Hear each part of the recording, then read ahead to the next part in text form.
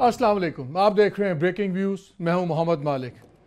Former prime minister Nawaz Sharif साहब आज मरी से नीचे इस्लामाबाद आ गए और आकर उन्होंने बड़ी इंपॉर्टेंट मीटिंग्स की। उन्होंने जर्नलिस्टों से भी मीटिंग्स की, उसमें मदीरान थे, मालकान थे, कुछ ब्यूरो चीफ्स थे, सीनियर थे जो जर्नलिस्ट वगैरह थे, उनसे मुलाकात की, फिर पार्टी से मुलाकात की। लेकिन जो पिक्चर निकल रही है वो बड़ी अलार्मिंग पिक्चर है। अलार्मिंग इसलिए कि नज़र ये आ रहा है कि जो सियासी फैसले किए जा रहे हैं वो बिल्कुल एक तसादुम की पॉलिटिक्स की तरफ अंदिया दे रहे हैं।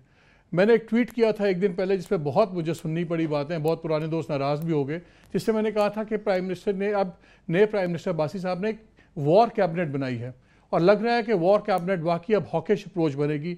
जो मोटरवे से जाना था वो भी अब 2 दिन के लिए मौखर कर दिया गया फैसला और अब वो जीटी रोड से जाएंगे और हमें पता है कि जीटी रोड पे क्या होगा, वहाँ जलसे होंगे, जुलूस होंगे, एक टेंशन की फ़िज़ा है।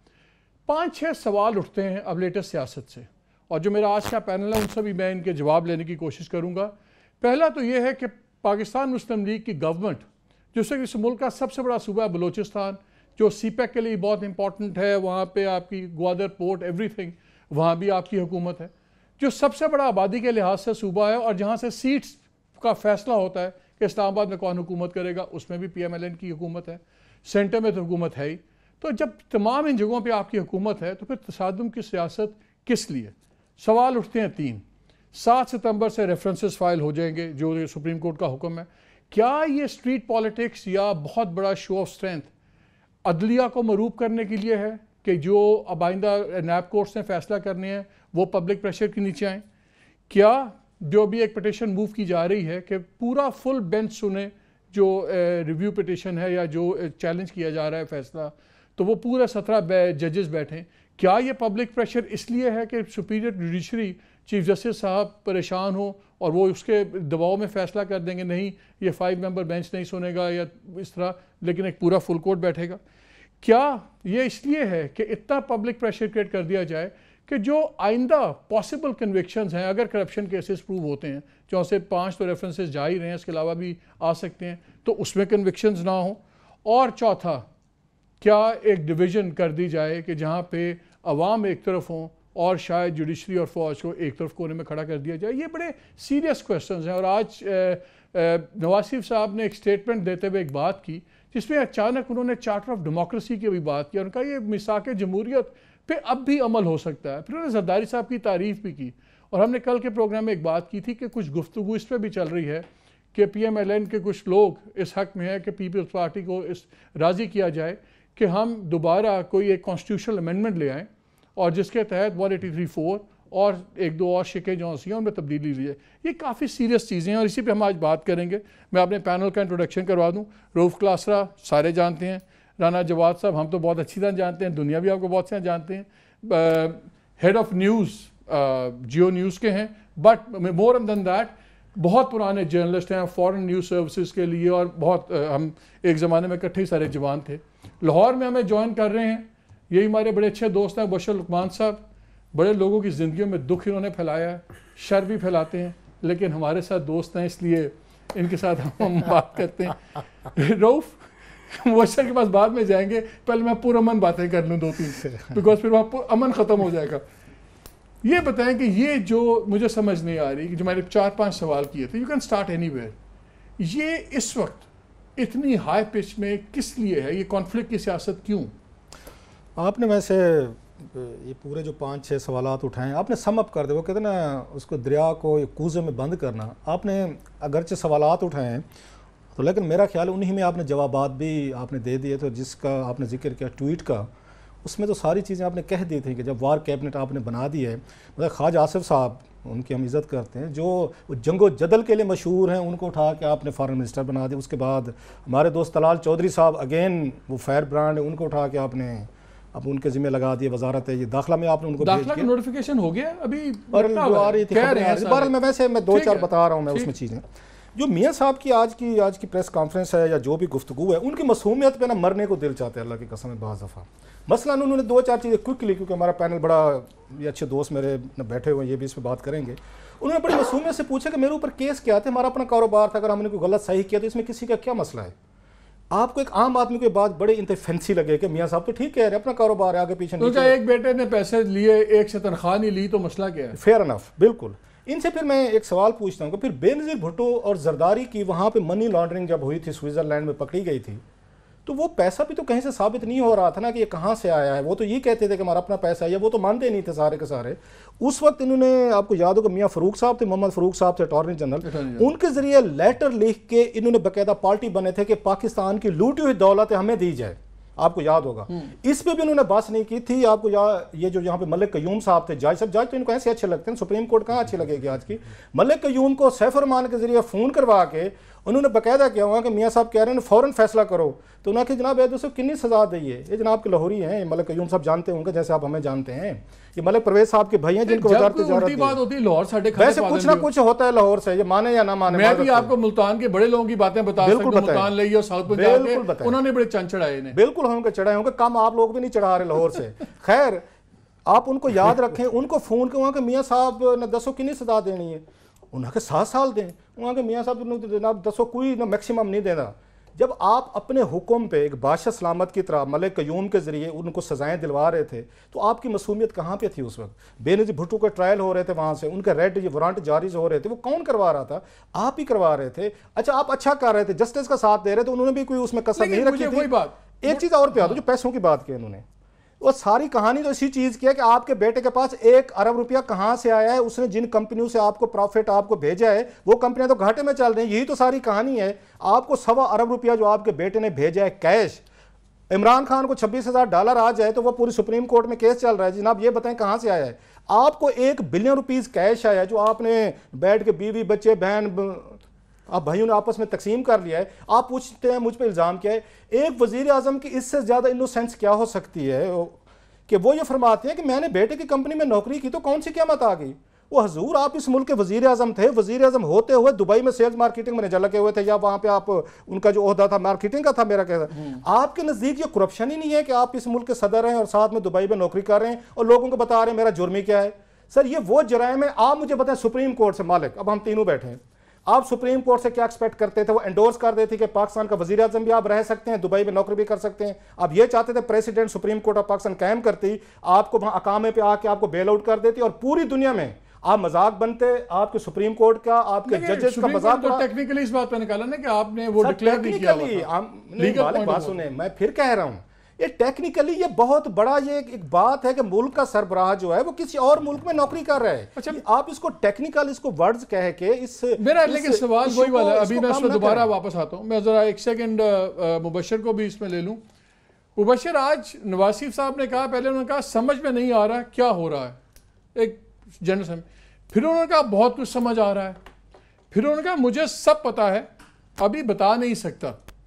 ये क्या हिंट है, ये क्या सजेशन है कि कॉन्स्पिरेसी है? किस कॉन्स्पिरेसी की बात हो रही है? एंड द सेम क्वेश्चन, सब कुछ अगर चीज़ें कंट्रोल में हैं सिवाय अपनी एक डिस्क्वालिफिकेशन के, इतनी पावर का शो और इतनी हार्ड लाइन पॉलिटिक्स क्यों हो रही है? और ये क्या समझ नहीं आ रहा? बात यह है कि जी मियाँ साहब जो है ना वो अब उस नेच पे चले गए जहाँ पे वो हैवी कॉन्फ्रंटेशन करना चाह रहे हैं और वो चाह रहे हैं law and order situation create हो, एनार्की क्रिएट हो, मार धाड़ हो और उसके साथ अजीब जो इमेजेस जाएंगे तो बाहर दुनिया को लगेगा कि शायद वो पता नहीं अवाम कितनी मुश्तैल हो गई है उनकी सैकिंग के ऊपर। फैक्ट इसके बरक्स है, बिल्कुल फैक्ट्स जो हैं वो बिल्कुल कुछ और बताते हैं। अब मियाँ साहब ने आज ये तो नहीं बताया कि 3 दिन पहले भारत को पाकिस्तान के तमाम राइट्स मिल गए हैं पानी के ऊपर डैम्स बनाने के लिए और मियाँ साहब की हुकूमत जो है वो तमाम राइट्स जो है वो खो चुकी है। वो पाकिस्तान के केस भारत के मामले में तो हमेशा हार जाते हैं या लड़ते ही नहीं हैं या उसको फोर्स ही नहीं करते। अपने केस में वो कोई एविडेंस नहीं देते, वो कोई वहाँ पे जाके मनी ट्रेल नहीं देते हैं। जितनी उनकी लड़ाई है वो तो अदालत के बाहर हो रही है, मीडिया के अंदर हो रही है, माइक्स के ऊपर हो रही है, टॉक शोज के अंदर हो रही है, प्रेस कॉन्फ्रेंसेस में हो रही है। अदालत में क्यों नहीं शवायद देते? और बिल्कुल क्लासरा साहब ने सही बातें की हैं। लेकिन आपको मैं फैक्ट बताऊं कि बड़े अफसोस के साथ मैं आपके प्रोग्राम में एक पेशन गोई कर रहा हूं, अगर तो मियाँ साहब ने अगले 3 दिन में अपने स्टांस को नहीं बदला तो इस मुल्क में खून खराबा हो सकता है। लाशें गिरेंगी। किस अब तरह? आप फैसला कर लें कि उन इस तो तरह से लेकिन कि मुझे जब आप मुबशर crowd उसमें एक को सवाल ये है, करेंगे, मुबशर तो उसमें एक मिनट सवाल ये polarization है अगर ये पंजाब में ही ट्रैवल कर रहे हैं, अगर खुदा न खासा कोई लाशें गिरती हैं, वो इनका अपना पार्टी का एडमिनिस्ट्रेट प्रोविंस है, शहबाज शरीफ साहब उसके चीफ मिनिस्टर हैं, तो वो तो किसके गले में पड़ गया? वो लाशें भी फिर अपने गले में पड़ेंगी। इसलिए मुझे उसकी लॉजिक समझ मेरा ये ख्याल है कि इस पूरे एपिसोड में मियाँ साहब ने अगर नुकसान किया तो अपना किया और अपनी एट लार्ज अपनी फैमिली का किया। अगर आज से वो 6 महीने पहले मियाँ शहबाज शरीफ को उस वक्त इलेक्शन लड़ा के अगर प्राइम मिनिस्टर बना देते तो शायद उनके हालात बहुत बेहतर होते आज, और शहबाज शरीफ यकीनन एक अच्छे वज़ीर आज़म भी बनते उनके, और he would have looked after the entire family, इसमें तो कोई दो राय नहीं है। लेकिन अब अगर गिरते तो उन्होंने सिर्फ ये कहना कि देखिए खुफिया अनासर जिनका मैं जिक्र करता था ना, एस्टेब्लिशमेंट है, मिलिट्री है, ये उन लोगों ने कराया जी, उन लोगों ने, हमारे तो बंदे पुरअमन थे, उनके पास तो कोई असला नहीं था और वहाँ पे लोग असला लेके आ गए और बीच में उन्होंने मारने की कोशिश की। आज अगर जैसा बाराको में मियाँ साहब जा रहे हैं, तमाम एजेंसीज की रिपोर्ट्स के बरक्स उनको अगर खुदा ना खास्ता कल को कोई इंसिडेंट होता है, मैं मियाँ साहब की हमदर्दी में नहीं कह रहा, मैं पाकिस्तान की हमदर्दी में कह रहा हूँ, क्या पाकिस्तान बेनज़ीर भुट्टो के बाद एक और शहादत का मुतहम्मिल हो सकता है? क्या ये तो एक दानिश की बात नहीं? अल्लाह रहम करे, ये सबको अपनी पनाह में रखे। लेकिन राना, आपने दोनों की बातें सुनी, मेरा सवाल अभी भी वही है, मुझे ये कॉन्फ्रंट्रेशन पॉलिटिक्स समझाए मुझे और नाज़रीन को कि वाई ये हमें, आप आज मीटिंग में गए हुए थे, सुना वहाँ एक दो हमारे बड़े अच्छे सीनियर दोस्त हैं, उन्होंने बड़ा मियाँ साहब को चुका कि जी खलो जाओ पै जाओ, तो तुझकी मालिक साहब आपसे सीनियर कौन है? है हमारे से थोड़े से हैं, 2-4 बच्चे में कोई 150 साल के अभी तक है। तो वो सुना मैंने, बड़ा जज्बा है, वो मुजाहिदाना जज्बा डाला कि तलवार निकालें और शुरू हो जाए। एक तो मेरा ख्याल है कि मैं तो बात करूँगा एक जनरल टर्म्स में, मुझे नहीं पता कि नवाज शरीफ साहब की जो पॉलिटिक्स है वो क्या रंग लेके आएगी, या उन्होंने क्या गलतियाँ की है जिनको उनको सज़ा मिली है, किस बात पे उनको उतारा गया है, किस बात पे। आप भी वही सवाल कर रहे हैं, असल बात मुझे नहीं पता, आपको नहीं पता किस बात से निकाला गया। नहीं जा रहा उस डिबेट में, नहीं जा रहा, जाए ना, क्यों नहीं जा रहे हैं? देखिए ये फिर वो बड़ी लंबी बहस हो जाएगी। अदालत ने पूछा था डिप्टी अटॉर्नी जनरल से क्या वज़ीर आज़म के पास कोई बैन है उसके ऊपर कि वो कोई और ओहदा नहीं रख सकता, तो उसका कोई वाज़ह जवाब नहीं था। दूसरा ये है कि अगर उस पे जाते हैं तो फिर हम तो देख रहे थे कि रऊफ ने बात दूसरा ओहदा रखने पे, रऊफ ने वैसे क्लियर कर लें राना, वो दूसरा ओहदा रखने पे डिस्क्वालीफाई नहीं हुए थे, वो टैक्स रिटर्न्स में वो अपनी इनकम्स को डिक्लेयर नहीं किया हुआ था। बहुत अच्छी बात है, उस पे हुए तो उस कॉन्टेक्स्ट में उनकी बात फिर देखते हैं ना, हाँ। उस कॉन्टेक्स्ट में देखते हैं। लेकिन ये जो मैं देख रहा हूँ, मेरा ख्याल है कि हमारे मुल्क के बुनियादी इशूज हैं कुछ, और आज नवाज शरीफ है, तसादुम की सियासत नजर आ रही है आपको? तसादुम की सियासत सिर्फ उस सूरत में नजर आ रही है, मेरा ख्याल है कि टाइम आ गया है कि अब आप वोट की इज्जत करवाएं। इसमें कोई बुरी बात नहीं है, वोट की इज्जत तो इलेक्टेड लोगों को नहीं बुरी बात नहीं है। साहब, ये राना साहब की बात आप एक मिनट, तो वोट की इज्जत किसने नहीं की? अच्छा ठीक है राना, नहीं अब आप खुद अनचार्टेड वाटर्स में जा रहे हैं, मैं जा रहा हूँ। आप मुझे बताएं वोट की इज्जत यहाँ पे किसने पामाल की है? वोट की इज्जत जिसने पामाल की है वो हमारी तारीख जो है उसको खोद लेते हैं, कहाँ से शुरू मुझे हम बताएं, खुल के बताएं। 3 लोग हैं इस मुल्क में 4 पार्टीज हैं। देखें 4 पार्टीज हैं इस मुल्क में, कितने PMLN, मैं बताता हूं, मैं आ जाता हूं। देखें 4 आप की प्लेयर्स इस पूरी सिचुएशन में क्या है? PMLN, PTI, जुडिशरी, फौज, यही आप कह रहे हैं ना, यही 4 है ना।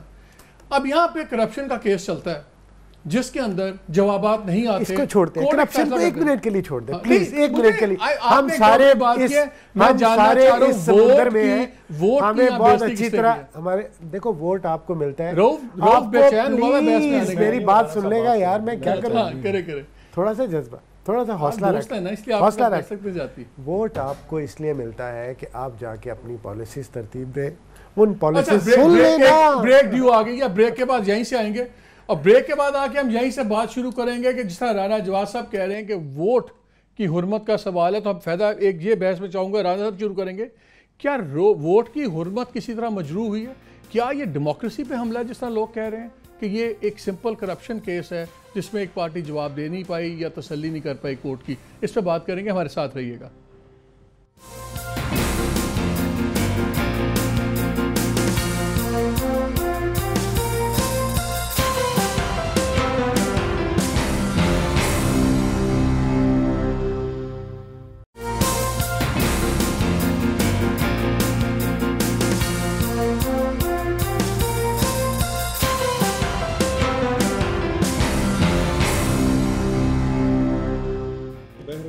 जी welcome back to the programme. Break पे जाने से पहले मैं राना जवाब साहब की इज्जत और वोट की हुर्मत पे हम बात कर रहे थे। राना साहब अनइंटरप्टेड, आपको 2 मिनट मैं बोलूँगा नहीं, सांस नहीं लूँगा, मुझे बता दें कि वोट की हुर्मत किस तरह तबाह हुई है इसमें और किसने की है? एक तो पहली बात मैंने आपसे कही थी कि मैं बात जो कर रहा हूँ मैं जनरल टर्म्स में कर रहा हूँ। ठीक है, मैं कह रहा हूँ, आपने कहा कि अब क्या मूड है। एक प्राइम मिनिस्टर है जो 3 दफ़ा इलेक्ट हुआ, तीनों दफ़ा डिसरप्ट हुआ, उसका टेन्योर पूरा नहीं हो सका। इसी दौरान वो एग्ज़ाइल में भी गया। वो पहले क्या था, आज उन्होंने एक बात कही कि मैंने ठोकरें खाई हैं और ठोकरें खाने के बाद मैंने सीखा। तो इतना मार्जिन आप मुझे दे दें कि आदमी शुरू में गलतियाँ करता है, जैसे बाद में सीखता जाता है। तो मैंने भी कुछ सीख लिया है। वोट की हुर्मत मालिक प्लीज़ अंडरस्टैंड, जान की अमान पाऊँ तो इसमें मैं नवाज शरीफ को नहीं देख रहा, मैं इसमें बेनज़ीर भुट्टो को नहीं देख रहा। ना सियासी पार्टी करती है, ना फ़ौज करती है, ना अदलिया करती है। यही हमारी बदकिस्मती है। आप वोट क्यों डालते हैं? आप इसलिए वोट डालते हैं कि आप एक पॉलिसीज़ और अपने माशरे के लिए बेहतरी के लिए करते हैं। आपका एक विजन होता है। सुन लेना मेरी बात, यहाँ कैसे हुई है मुजरू? मैं ये बात कर रहा हूँ आपसे कि अगर कन्फ्रंटेशन, अगर आप ये समझते हैं कि ये जेन्युइनली एक ऐसे वाक़या हुआ है कि पता नहीं कोई करप्शन पकड़ी गई और उसमें निकाल दिया, उससे पहले ना धरना बंद हुआ, उससे पहले ना मुशर्रफ एपिसोड हुआ, उसके बाद ना डॉन लीक्स हुआ, ना उसके बाद उड़ी हुआ, ना पठानकोट हुआ, ना तो पनामा लीक्स भी साजिश नहीं। यार प्लीज उस तरफ मुझे क्यों लेके जा रहा है? तुझे पता है मैं इस तरह का, मैं तुझे एक जनरल कॉन्सेप्ट जो मैं समझता हूँ, मेरी सोच है ना ये कि वोट की हुर्मत का मतलब, मालिक आप बाहर जाते हैं ना तो आपको प्लीज़ अंडरस्टैंड, आपको एयरपोर्ट पे इसलिए साइड पे नहीं लेके जाया जाता कि आप एक करप्ट मुल्क से हैं। आपके मुल्क में फॉरेन इन्वेस्टमेंट इसलिए इनकार नहीं होती कि आप एक करप्ट मुल्क से हैं। आपके बच्चों को वीज़ा इसलिए नहीं लगता कि आपका मुल्क करप्ट है। जो हमारे इश्यूज़ हैं वो इश्यूज़ हैं। हमारा जो मसला है उस मसले को उठाना। मेरा एक सिंपल सा सवाल है राना जवाद, मुझे बताएं इस इंस्टेंस में, लास्ट बारी पूछ रहा हूँ फिर मैं इधर जाऊँगा, वोट की कैसे बेहुरमती हुई है? वोट की मेरे नज़दीक एक इशू है जिसमें करप्शन के चार्जेस आए, जिसमें सुप्रीम कोर्ट का बेंच बैठा, 5 मेंबर बेंच, जिन्होंने पूरे आर्गूमेंट सुने और मौके दिए। 2 से ज़्यादा मौके हुए। राइट या रॉन्ग छोड़ दें कि उनका फैसला गलत है, सही है, 2 व्यूज़ हो सकते हैं, लेकिन जो क्वालिटी ऑफ एविडेंस थी हमारे नज़दीक ज़्यादा मेजॉरिटी नहीं आई। तो नवाज शरीफ का माइंड आपको बता रहा था यार, मैं तो डिफेंड नहीं कर रहा इस बात को। मैं तो कह रहा हूँ, आपने पूछा था ना मुझसे कि वो क्या चाहता है, तो मुझे सिर्फ उस कॉन्सेप्ट से आपको बताया था कि जो आज हमारा इंटरेक्शन था उसमें उसका पॉइंट ऑफ व्यू ये था कि अब मैं अपनी एक लीड करूँगा पब्लिक मोबिलाइजेशन को, जिसके बाद जब मेरा इख्तियार आएगा या उसका आएगा या उसकी पार्टी का आएगा, जिस भी वज़ीर आज़म का आएगा, वो बाइख्तियार होगा। ये नहीं होगा कि इंतखाब के लिए लड़ रहे हैं, अपने रिटर्न के लिए नहीं लड़ रहे। यकीन करें कि उनका ख्याल, उनकी सोच आज जो रिफ्लेक्ट हो रही थी वो यही कह रहे थे, वो इसी तरह की बात कर रहे थे। तो मतलब मैं उस कॉन्टेक्स्ट में बात कर रहा हूं। ये मुझे बताएं, जब मियां साहब प्राइम मिनिस्टर थे, हमें 4-5 बारी पार्लियामेंट में गए, एलाइज के साथ भी मुलाकातें नहीं होती थी, वो भी नहीं मिलते थे, लोग भी, मिनिस्टर्स भी नहीं 6-6 महीने मिलते थे। अब सडनली वोट, पार्लियामेंट, डेमोक्रेसी, मेरे लिए थोड़ा सा बाय करना मुश्किल है। मुझे इतना पता है कि मियां साहब लार्जर पिक्चर के आदमी है। मैंने भी काम किया, जब मैं PTV भी चला रहा था तो मैंने देखा कि मियां नवाज शरीफ जो है ना लार्जर पिक्चर आदमी है, वो डिटेल वाले आदमी नहीं है। सो अ लॉट ऑफ थिंग्स जो सी हमें शायद लगता है कि कोई ओमिशंस है, एक बंदे का स्टाइल होता है। जहाँ पर ये अपना शहबाज शरीफ साहब हैं, ये डिटेल वाले आदमी हैं, नवाज शरीफ लार्जर पिक्चर आदमी था, चलें ख़त्म हो गई बात। लेकिन हैविंग सेड दैट, क्या ये इतनी सिंपल सी बात है? मुझे तो वोट की हुर्मत वाली बात अभी तक हजम नहीं हो रही, फ्रैंकली मैं नहीं लॉजिक समझ सकता। आपको पता है राना साहब से मुझे प्यार भी है, मुझे बड़े अच्छे भी लगते हैं फॉर मेनी रीजंस। उनमें से एक रीजन है ना, बाकी छोड़ दें, वो रोमांटिसिज्म। मैं वॉशर पे भी आ रहा हूँ। हाँ वो मालिक साहब, सर जो मालिक साहब आप और राना साहब बात करते रहे, मैं और क्लासरा साहब मिड ब्रेक में फोन पे बात कर लेंगे। नहीं आपको भी आ रहे हैं, बेचैनी ना कर, मुबशर आ रहे हैं, सबर, कोई बात नहीं। मैं जो कह रहा हूं, नो प्रॉब्लम, नो, मुझे पता है राना साहब क्यों पसंद। सबसे जो बड़ी क्वालिटी है इनकी, बाकी छोड़ दें, जर्नलिस्ट बड़े अच्छे हैं, एज ए ह्यूमन बीइंग बड़े अच्छे हैं, इनका स्टार जो है ना वो है लिब्रा, बैलेंस्ड। लिब्रा जो है ना बैलेंस, द पीस मेकर। दुनिया अगर पीसफुल है ना, because of the people born in उसमें अक्टूबर, आपके अक्टूबर वाले उसमें जो आते हैं, ये तो ये कभी भी इनसे मत एक्सपेक्ट करें कि किसी को सख्त बात कहेंगे, किसी से लड़ाई झगड़े वाली बात करेंगे, किसी को ऑफेंड करेंगे या किसी के साथ लड़ाई करेंगे। इसलिए जो बार बार आप इनको वो चूंडियां मार रहे हैं, हम सराइकी में कहते हैं चूंडी मारना किसी को, मैं समझने की कोशिश कर रहा हूं। मुझे हंसी आ रही थी क्योंकि मैं तो जानता हूं ये लिब्रा जो है, चलिए आप जवाब दें, बैलेंस में रहेगा। सो मुझसे जरा थोड़ा सा ले ले, मैं इस पर बात करता हूँ। वोट आप मेरा मजाक उड़ाते होते, आज मेरा ख्याल आज मुझसे कन्विंस होंगे जो मैं आपको कहता रहता हूँ, जिस पर कॉलम भी मैंने लिखा था कि इस मुल्क के मसाइल जो है ना, मेरे गाँव के जो मेरा चचा है वहाँ पे खुदा बख्श कसाई साहब जो है उनकी इज्जत करते हैं, वो आके हल करेंगे। मियाँ साहब की आज की पूरी उठा लें, वो कहते हैं मैं इस मुल्क का, ये आपको वज़ीर आज़म की गुफ्तगू लग रही है, जो चीफ एग्जीक्यूटिव था इस मुल्क का, जिसको पार्लियामेंट ने 2/3 मेजॉरिटी से तीसरी दफ़ा वज़ीर आज़म बनाया, आपको जो लगती है जो इसके पॉइंट्स हमें दिए गए हैं या हमने देखे हैं, ये वज़ीर आज़म की गुफ्तगू है। आप चीफ एग्जीक्यूटिव थे इस मुल्क के, और जो बात आप सवाल पूछ रहे थे राना साहब से बार बार कि वोट की हुर्मत, वोट की हुर्मत आप लोगों ने ख़राब की है या आपकी सुप्रीम कोर्ट ने की है? और वोट की हुर्मत आपको ये राइट मिल जाते हैं, डिवाइन राइट है कि आप उसके बाद कत्ल कर दें, करप्शन कर लें, बंदे मार दें, आप मॉडल टाउन कर दें, क्योंकि लोगों ने आपको वोट दे दिया लिहाजा आपका ट्रायल नहीं हो सकता, आपको कुछ नहीं कहा जा सकता। कहाँ पे लिखा हुआ है? इतनी बेबसी जो दिखे हुई, आप अपनी मर्जी से आर्मी चीफ लगाते हैं, मर्जी से DGISI लगाते हैं, उनके साथ खुफिया मुलाकातें करते हैं। अब आपको पता है सारे खुफिया मुलाकातें करते हैं, उनको चुन के लाते हैं। 6-6 महीने से पहले खुफिया मुलाकातें हो रही होती है, आर्मी चीफ अपना होना चाहिए। आप लेके आते हैं और 3 दिन बाद कहते हैं आर्मी चीफ हमारे खिलाफ साजिश कर रहे हैं, चौथे दिन कहते हैं ISI हमारे खिलाफ साजिश कर रहे, बंदे अपने लेके आते हैं। हमें समझा दें, अगर आप इतने वीक हैं, इतने वल्नरेबल हैं, इतने आपसे ये लोग नहीं संभाले जाते, बाकी चीज़ें सारी संभाली हुई आपने। इनसे पूछे, वोट की हुर्मत इन लोगों ने खराब की। पार्लियामेंट को अपने, हमारे और आपके दोस्त हैं रज़ा रब्बानी साहब, उनसे किस वक्त पूछें, आपने वहाँ पे सेनेट में एक अदद वहाँ तरमीम करवाई थी, कानून में उन्होंने तरमीम करवाई थी रूल्स ऑफ बिजनेस में, कि वज़ीर आज़म पाकिस्तान 1 साल सेनेट ऑफ पाकिस्तान नहीं किया, बाकायदा कवानीन चेंज करवाने पड़ गए कि वज़ीर आज़म जो हैं ये 15 दिन बाद सेनेट में आया करेंगे, और वो अब भी नहीं जाते। 8 महीने आप कौमी असम्बली नहीं गए, अब 6-6 महीने कैबिनेट के इजलास नहीं हुए। मिसाक जमहूरियत की बात क्यों हुई है? अब इसकी कहानी सुन लें। अब यकदम ये जो उन्होंने उसकी बैकग्राउंड थी वैसे आज की, एक उसको उन्होंने रखा हुआ है ना सर, इसका मिसाक जमहूरियत में एक और भी 2-4 चीज़ें थी सर, उसमें भी थोड़ा सा कि जब हम पावर में आएंगे हम यहाँ पे जर्नल से खुफिया मुलाकातें नहीं करेंगे, क्लास है। उसके बाद शहबाज शरीफ और चौधरी निसार खान जो हैं ये जनरल कियानी से 12 खुफिया मुलाकातें करते रहे, और जो सारा कुछ मेमो गेट हुआ, जनरल पाशा हुआ, वो सारी कहानियाँ वहीं से लेके आए थे। तो किस उसकी आके बात कर रहे हैं? आपने करप्शन को सपोर्ट करना है, आपने तरमीमें लानी है यहाँ पे आके। एक आखिरी तरमीम करें, जान छुड़वा लें सर, ये बादशाह सलामत जो है ना, इतनी आपको तकलीफ की जरूरत भी नहीं है, वोट तो है आपके पास, सुप्रीम कोर्ट ऑफ पाकिस्तान को खत्म कर दें सर। ऑलरेडी नैब आपका काम नहीं कर रहा, और आज आपके साथ खबर शेयर करता हूँ, नैब चेयरमैन साहब ने मीटिंग की है जो पिछली अभी हुई है रेफरेंसेस पे, उसने कहा, मसूफ ने कहा है, जो सोर्सेज कह रहे हैं कि जो पहले से अवेलेबल मटेरियल पड़ा है वही कर दें। JIT ने जो कुछ इकट्ठा किया ये साथ लगाने की जरूरत नहीं है, ऐसा लूज नहीं। लेकिन इसमें सुप्रीम कोर्ट का ऑर्डर है कि JIT की जितना मटेरियल है ये पार्ट ऑफ रेफरेंसेस होगा। आपको याद है सुप्रीम कोर्ट ने इनसे पूछा था, चौधरी से, वो बड़ा बहादुर आदमी, कमर जमा चौधरी साहब की आम आदमी है सर, आपको याद है, मैं बार बार कहता हूँ, उन्होंने कहा सुप्रीम कोर्ट में वहाँ के, मैं जनाब के मेरे ऊपर से टैंक गुजारते तो मैं हुदैबिया तो नहीं खोलूंगा। वो आपका ख्याल सुप्रीम कोर्ट भी उनके साथ बड़ी मेरे पे से टैंक मुबशर ने गुजार देना। एक सेकंड मुबशर से बात कर रहे हैं। मुबशर, बात वही आ रही है कि तमाम मैसेजेस वही आ रहे हैं कि कॉन्फ्रंटेशन की पॉलिटिक्स बड़ी हार्ड लाइन, ये शो ऑफ स्ट्रेंथ किसके लिए है, ये शो ऑफ स्ट्रेंथ क्यों हो रहा है, और क्या हम उस नहज पे जा रहे हैं? शुरू में तुमने बात शुरू में भी कहा था कि एक ऐसी फजा बन जाए, मेरा ख्याल है वो बहुत एक्सट्रीम सिनेरियो है, may be we are being a bit harsh, you are being a bit harsh, कि वो लाशें गिर जाएंगी, ये हो जाएगा, वो हो जाएगा, लेकिन इनफ टेंशन कि हम फैसलों पर नज़रअंदाज हों। क्या सुप्रीम कोर्ट या नैब कोर्ट अब प्रेशर ले सकती है, पब्लिक प्रेशर? देखिए जी, मेरी बात मेरा जहाँ तक ख्याल है कि ये चीज़ें बैकफायर करेंगी, और वो इनको पता है। पहले भी निहाल हाशमी को ले लें, ख्वाजा साद रफ़ीक को ले लें, आप तलाल चौधरी साहब को ले लें, दानियाल अजीज़ साहब को ले लें, इन सारों की स्टेटमेंट्स जो हैं, इन्होंने लोगों को एक खौफ की फ़िज़ा जो है उसको कायम करने में मदद की है।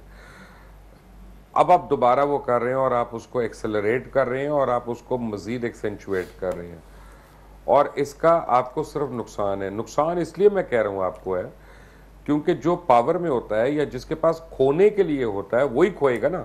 मेरे पास तो खोने के लिए कुछ नहीं है इस वक्त, तो मेरे पास तो एक शो है सिर्फ। तो अगर खुदा ना खास्ता मेरी और अपना मियाँ साहब की लड़ाई होती है तो लॉस तो मियाँ साहब का होना है। अभी भी हुकूमत उनकी है, हुक्मरानी उनकी है, पंजाब में भी उनकी है, विफाक में भी उनकी है, बलूचिस्तान में भी उनकी है। तो अगर वो law and order situation create होती है उनके किसी एक्शन की वजह से, तो मैं तो ये कहूंगा कि जमहूरियत के दुश्मन मियां साहब हैं, कोई और नहीं, क्योंकि जमहूरियत तो चल रही है। लेकिन एक सवाल मेरा भी है आपसे पूछने का, मालिक साहब और क्लासरा साहब और राना साहब, तीनों आप हमारे दोस्त हैं, भाई हैं, कि देखें 3 दिन में अगर आप मौजूदा वजीर आजम की कारकर्दगी देखें तो 4 दफा वो मरी गए हैं। उन्होंने वहां पे माजूल वजीर आजम से जो मुजरिम है अब और अपने ऊपर लगाए गए रेफरेंसेस अब फेस करेंगे, उनसे मुताद्दिद मीटिंग्स की हैं, उन्होंने पार्लिमानी मीटिंग्स को हेड किया है। वो अलग बात है कि उस माजूल वजीर आजम ने पिछले 4 साल में सिर्फ 2 पार्लिमानी मीटिंग्स की हैं, 4 साल में 2 पार्लिमानी मीटिंग्स की हैं। तो अब जो क्लासरा साहब कह रहे थे उनको इजाजत है कि वो कत्ल भी करें और वो सिर्फ अवाम की अदालत में जाएं, तो बाकी अदालतों को क्या करें, उनको प्राइवेटाइज कर देते हैं। अच्छा, एक क्वेश्चन है, आपके लिए नहीं अदालतें, ये हमारे लिए हैं।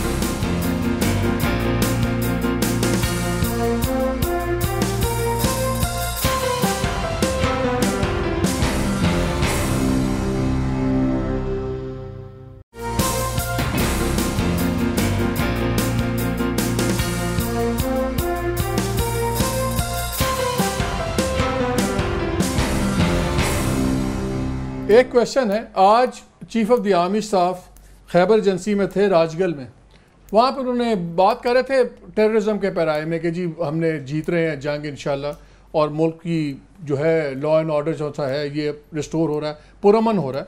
फिर उन्होंने जुमला कहा कि पुरअमन पाकिस्तान में रियासत की अमलदारी और कानून की बालादस्ती सबसे ऊपर होगी। क्या हम ओवर रीड कर रहे हैं कि क्या ये एक इन बिटवीन लाइन मैसेज हो सकता है कि आप ज़रा ये शद्दत और कोर्ट को डराने की कोशिश ना करें? एक तीसरी चीज भी हो सकती है कि ये एक रेगुलर मैसेज है जो नॉर्मल एक स्टेटमेंट जो दी जाती है और बाद में पढ़ी जाती है। लेकिन मैं आपको एक बात बताऊं कि मैं माजरत के साथ इस बात से भी पूरी तरह एग्री नहीं करता कि हम दहशतगर्दी के खिलाफ जंग जीत रहे हैं। वो हम लड़ रहे हैं और बड़ी बहादुरी से लड़ रहे हैं, लेकिन दहशतगर्द तो हमारी सफ़ों के अंदर मौजूद है। इसी तरह जमहूरियत को नुकसान पहुंचाने वाले हमारी सफ़ों के अंदर मौजूद है। आप देखें मियां साहब को गलत आरा कौन कौन देता रहा है, मियां साहब किन की बातें सुनते रहे और किन की बातें यानी इग्नोर करते रहे हैं। अगर चौधरी निसार और मियां शहबाज शरीफ के दिए हुए सोल्यूशंस पे कोई ना कोई अमल होता जो कई महीनों से दे रहे थे, तो ये सिचुएशन नहीं होनी थी। मैं भी जानता हूं और आप भी जानते हैं। अब आपको एक और बात बताता हूं, क्लासरा साहब ने एक ब्रेकिंग न्यूज दी है, एक ब्रेकिंग न्यूज मैं आपको दे रहा हूं। जिस दिन ये डिसीजन आया उसे एग्जैक्ट 12 दिन पहले इसहाक डार साहब टॉप मिलिट्री ब्रास को खुफिया तरीके से मिले और उन्होंने उनको कहा कि जनाब मुझे आप किसी तरह वजीर आजम बनवा दें, कोई मसाइल नहीं होंगे और बाकी मैं घर में सब संभाल लूंगा। ये मियां साहब को रिपोर्ट हो गई और तब से उनके इसहाक डार साहब से भी डिफरेंसेस क्रिएट हो गए, बड़े सीरियस किस्म के। मैं ये कह रहा हूं कि मियां साहब को ये देखना है कि कौन उनके आगे क्या बात करता है, दूसरी जगह जाके क्या करता है। और जो खुफिया मीटिंग्स निसार साहब ने और जनाब शहबाज शरीफ साहब ने जनरल राहील शरीफ से, कियानी से और जनरल बाजवा से की, जरा फिर उनकी तफसीलात भी हमें दे दें। वो उनको क्यों जरूरत पड़ी खुफिया मीटिंग करने की? वो हुकूमत चला रहे, उनका पूरा हक है, वो जब चाहे आर्मी चीफ को मिले, नेवल चीफ को मिले, एयर चीफ को मिले, इवन चीफ जस्टिस को मिले, ये उनका राइट है। और जहां तक अपना राणा साहब की बात है, राणा साहब बड़े मैं अदब से गुजारिश करूंगा, ये पूरा मसला तो राणा साहब आपके अखबार ने क्रिएट किया है। अच्छा, ये इशू बाहर रखे, वो इशू बाहर है। Rana is here as a journalist, as a journalist and a friend. हमारा जर्नलिज्म की हालत ये है कि हम सारा दिन बैठ के ये कहते हैं अलग कर रहा हूं कि दूसरे टीवी ने जो रिपोर्ट की है, लेट्स फॉरगेट अबाउट दैट। अपनी खबर चल अपनी बात करें। मैं दो बातें कह रहा हूं। मैं देखे I got a bigger issue discuss. Mubashar, I got a bigger issue है। एक मिनट। हां बोल। नहीं मेरी एक इशू सुन ले, मेरी एक बात सुन ले। अगर आप मेरी बात पूरी सुन लेंगे ना तो आपको शायद जरा मेरा मौकफ समझ आ जाएगा। देखें, आप ये देखें कि उसके बाद एक स्टोरी बाउंस हुई जिस दिन जीआईटी की रिपोर्ट के ऊपर यानी वो सारा कुछ जमा हुआ ही है। वो मेरे ख्याल में वो कोई बड़ा इशू ही नहीं है। मेरी 10 दफा स्टोरियां बाउंस हुई हैं। स्टोरी बाउंस होने को आप कॉन्स्पिरेसी नहीं लेते। हम हर चीज में कोई ना कोई कॉन्स्पिरेसी ढूंढ रहे हैं, दैट इज ऑल्सो रॉन्ग। ठीक है, बड़ी अच्छी बात। देखो मुबशर लुकमान साहब ने खुद ही कह दिया है कि इसहाक डार साहब जो है, ब्रेकिंग न्यूज़ दी है उन्होंने कि इसहाक डार साहब जो है वो आर्मी की टॉप ब्रास के पास गए हैं और कहा है कि उन्हें वज़ीर आज़म बना दें। मेरा भी यही रोना है कि ताकत का सरचश्मा अवाम होते हैं, वोट की ताकत होती है। लेकिन वो खुद बता रहे हैं कि ब्रेकिंग स्टोरी क्या है, और ये हमारी हिस्ट्री भी यही है। उससे पहले भी यही बात हो रही थी कि खुफिया मीटिंग्स कर रहे हैं जर्नल्स के साथ, और मिसाके जमहूरियत जर्नल्स को भी पढ़ाना चाहिए। साजिश हुई है? नहीं, मैं यार फिर मैं उस पर ले आता है तो मुझे क्या पता, आप बात ऐसी करते हो, मुझे क्या पता है। मैं एक पर्सपेक्टिव की बात करूं, प्लीज अंडरस्टैंड दिस ना। अब इस पे मुझे उस तरफ ले जाता है कि मैं मियां नवाज शरीफ को डिफेंड कर रहा हूं या उसके खिलाफ हूं। मैं ना खिलाफ हूं भाई, ना मैं डिफेंड कर रहा हूं। Please understand this. मैं तो ये देख रहा हूं, बात सुन, मैं तो ये देख रहा हूं कि सुप्रीम कोर्ट ने फैसला दिया, फैसले पे अमल हो गया। हुआ कि नहीं हुआ? ठीक, कहाँ से आ गई वो सारा इंतशार, वो सारी चीजें, फैसले पे अमल हो गया। मैं तो जर्नलिस्ट देख रहा हूँ। मैं जो असल में बात करूँ, मिसाके जमहूरियत का आपने सवाल उठाया। देखिए मिसाके जमहूरियत जो था, इसको तो बहुत अजबर याद है रऊफ क्लासरा को। वो किस चीज़ के ऊपर था? वो किसको रोकने के लिए था? फौज को रोकने के लिए था ना, कि उनको किसी तरह रोका जाए और जो पॉलिटिक्स है उसको अवाम के और सियासतदानों के दरमियान रखा जाए। मेरा ख्याल है एक और मिसाके जमहूरियत की ज़रूरत है, और वो मिसाके जमहूरियत होना चाहिए पॉलिटिकल पार्टीज और फौज के दरमियान। ये जो है ना, ये और भी है। हाँ। एक और भी सोशल कॉन्ट्रैक्ट चाहिए पॉलिटिकल पार्टीज के हेड्स के और अवाम के दरमियान, कि अगर आप पे कोई इल्जाम लगे तो आप उसके जवाब दें, आप तसल्ली कराएं। एक वजीर आजम मुंतखब जो होता है, नहीं मालिक के मेरे खिलाफ मुंतखब वजीर आजम 1 सेकंड के लिए अपनी मुद्दत को एक्सटेंड नहीं कर सकता। 1 सेकंड के लिए वापस जाता है लोगों के पास। 1 सेकंड के लिए वो एक्सटेंड नहीं कर सकता। वो 3 महीने को 9 साल आपके सब्र अयूबी को सलाम। रऊफ क्लासरा साहब, आपके सब्र अयूबी को सलाम। वो मेरा अपना बड़ा बेटा जो है ना, वो लिबरल है, लिहाजा मुझे लिबरल्स का बड़ा अच्छा लगता है, एंड आई लव देम। मैं उसके रीजन बता रहा हूँ। मैं आपसे एक छोटा सा सवाल पूछना चाहता हूँ, इससे पहले कि मैं खुद अपनी दानिशवरी फरमाऊँ। आपका क्या ख्याल है, नोइंग बोथ ब्रदर्स, ये नवाज शरीफ साहब भी, शहबाज शरीफ साहब को आप उनको क्लोज क्वार्टर से जानते हैं, इस वक्त कौन किसके खिलाफ साजिश कर रहे हैं? देखिए मेरा ख्याल है कि अगर आप मेरी राय पूछें तो नवाज शरीफ साहब बेसिकली एक थोड़े से ज़िद है, उनमें ज़िद्दी इंसान है थोड़े से। किसी मौके पे ये ज़िद हौसला बन जाती है, किसी मौक़ों पे ये ईगो भी आप कह सकते हैं। ईगो और प्रैग्मेटिज्म बड़े साथ साथ चलते हैं, और जो बंदा 30 साल से पावर में रहा हो, 3 बारी प्राइम मिनिस्टर हो, वो ईगोइस्टिक हो भी सकते हैं, और जब आपको लोग चुकने वाले हों तो आप चुकते हैं। मेरा ख्याल है कि जो इस लेवल पे लॉन्ग टर्म सोच होनी चाहिए, वो अब उनको अपनी डिस्क्वालिफिकेशन से आगे सोचना चाहिए। 3 बारी आप अब उनको अपनी लेगेसी का सोचना चाहिए। मैंने चाहिए का नहीं कहा, मैंने फ्यूचर टेंस की बात नहीं की आपसे, मैंने आपका पूछा। चलो मैं क्लियर कर देता हूँ। हाँ, कि शहबाज शरीफ साहब, जैसे आपने कल ये ट्वीट किया, उसमें आपने कहा ये वार कैबिनेट है। डेफिनेटली एक अंधे को भी नजर आ रहा है कि इस कैबिनेट में शहबाज शरीफ का कोई इनपुट नहीं है, एक भी नहीं है, 0/0, सब समझ रहे हैं। ठीक है। और मेरा ये ख्याल है, नोएंगे बेटो उनको, शहबाज शरीफ साहब को, उनकी जो पॉलिसीज हम देखते हैं, वो इस चीज़ के भी खिलाफ होंगे कि मियाँ साहब GT रोड पकड़ें और वहाँ पे जल्द से जुलूस करते हैं और वही लॉ एंड ऑर्डर इशू हो या कोई प्रॉब्लम हो। या दूसरा तो वही एक जहन में आता है कि ये जितना भी आपने दबाव डालना है GT रोड के जरिए, आपने इन पे अदालतों पे डालना है ताकि आपको कन्विक्शन हो, सजा ना हो। अभी से आप अटैक करें, सुप्रीम कोर्ट पे करें, आप जजेस पे करें, और बड़े मासूमाना अंदाज से पूछें। मैं आपसे भी पूछ लेता हूँ छोटा सा, कि क्या सुप्रीम कोर्ट से ये तवक्को हम करते थे कि उसमें अगर ये वहां पे डिक्लेयर भी होती कि जी मैं जॉब करता हूं, आपका क्या ख्याल है, सुप्रीम कोर्ट को इग्नोर करना चाहिए था? कानून पे तो नहीं कर सकती, इग्नोर नहीं कर सकती, कानून के ऊपर नहीं कर सकती थी। मैं ये तो कह रहा हूं, हमें मत बताएं कि आपने वहां तनख्वाह नहीं ड्रॉन की, आपने नहीं की या नहीं की। Again coming to that point, ये जजेस को ब्लैकमेल कर रहे हैं आप, सुप्रीम कोर्ट को कर रहे हैं। पार्लियामेंट कौन सी पार्लियामेंट? आपने 18वीं तरमीम तो पढ़ी होगी, जैसे इन्होंने कहा, मैं कीड़ा है राना साहब ने 18वीं तरमीम पढ़े। 18वीं तरमीम में इन जालिम लोगों ने, जो अपने आप को जमहूरियत पसंद कहते हैं, एक क्लास डाली है। अब किसी दिन कशवाला तारक को बुलवाएं, जवेद हाशमी को बुलाएं। 2 लोग थे वहां पे 442 के हाउस में, जिन्होंने एक शिक पे रो के हाथ आगे बांधे पार्लियामेंटेरियंस को। For God sake don't do that. अपने हाथ ना बांधे, हथकड़ियां मत लगवाएं। ये ऐसी गुलामाना सोच है हमारे अंदर, सदियों से बैठी हुई है। सब ने उस आके तरमीम के हक में वोट डाला। ये 2 लोग थे जिन्होंने कहा मत करें। अब आप पूछें तरमीम क्या थी, बताएं। इन्होंने कहा कि यहां पे MNAs हमारे पार्टी हेड्स की मर्जी के बगैर एक भी लफ्ज कहेंगे, हम एक लेटर लिखेंगे इलेक्शन कमीशन ऑफ पाकिस्तान को, एंड यू विल बी डिसीटेड। ये जमहूरियत है? आप इसको डेमोक्रेसी अच्छा, इंडिया में इसका इलाज है, वोट की इंडिया में इलाज है। इंडिया में उन्होंने कहा कि अगर 1/6 लोग इन 1 ब्लॉक मूव करें तो फिर आप नहीं उनको हटा सकते सर, वो फिर रिकॉग्नाइज होगा। आपकी जमहूरियत खतरे में पड़ जाती है। आपकी जमहूरियत उस दिन खतरे में पड़ गई थी जिस दिन आपने बैठ के क्लास डाल दी थी। आप बादशाह सलामत हैं, आप आसमान से उतरे लोग हैं। अच्छा, आप एज ए पार्टी हेड जो फैसले करेंगे वो ठीक होंगे। एक भेड़ों का रेवड़ आपने वहां पे बिठाया हुआ है सारे डेस्क। ये अच्छा, very quickly running out of time में वोट की बात की थी लास्टली, जो वोट की बात की थी आपने, वोट की इंसल्ट तो इन पार्टी हेड्स ने की है। ये जो आपकी है ना चार्टर ऑफ डेमोक्रेसी जिसकी बात कर, मैं अरशद शरीफ थे, हम लंदन में थे उन्हीं दिनों वहां रिपोर्टिंग कर रहे थे, वो ये इन्होंने अपने आप को प्रोटेक्ट करने के लिए की थी, अपनी करप्शन के लिए। किसी ने एनआरओ कर लिया, कोई वहां सऊदीज को ले आया, आपने बैठ के डील्स की। आपकी दफा मुझे लगता है कि मियां साहब इसलिए भी दबाव डालना चाहते हैं सुप्रीम कोर्ट पे ये कल को इनको सजाएं ना हो पूरे के पूरे खानदान को, कि आपकी दफा कोई इनके जो बैरूनी सपोर्टर हैं उनकी सपोर्ट इनको नजर नहीं आ रही। लास्ट टाइम मतलब बिल क्लिंटन था, उस वक्त ये आपके शाह बैठे थे, कतरी थे, वो सारे एक्सपोज हो गए, वो खुद अपनी जंगें लड़ रहे हैं।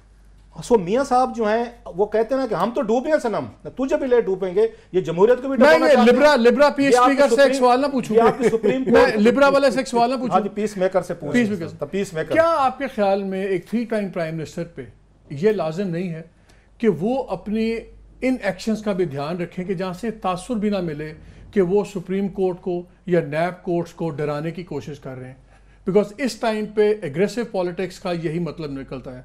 तो क्या ये फ़र्ज़ नहीं है उनका कि उस तासुर को भी ज़ायल करें? बिल्कुल सही बात है कि तासुर को ज़ायल करें, लेकिन मेरा ख्याल है कि ये जो आप कंक्लूड कर रहे हैं या इंप्रेशन ले रहे हैं कि इस कन्फ्रंटेशन तो नहीं करना चाहिए, इस डिफाइंस का लोगों को मोबिलाइज करने का मतलब यह है कि आप सुप्रीम कोर्ट को प्रेशर में लेके आ रहे हैं कि आप रेफरेंसेस को रोक लें या उनको ना वो एक लीगल बैटल होगी। मैंने आपसे भी पूछा, फिर बशर से भी, मुझे इस शो ऑफ पावर बताएं क्यों है, क्या इसका मकसद है? इसका मकसद सिर्फ ये है कि एक वो उस चीज़ से जान छुड़ाना जो हर दफ़ा एक वज़ीर आज़म को हॉन्ट करती है, उसको बेख्तियार बनाती है, ओहदा दे देती है, लेकिन उसके पास पॉलिसी तो ये पनामा नहीं पिंडी आप कह रहे हैं?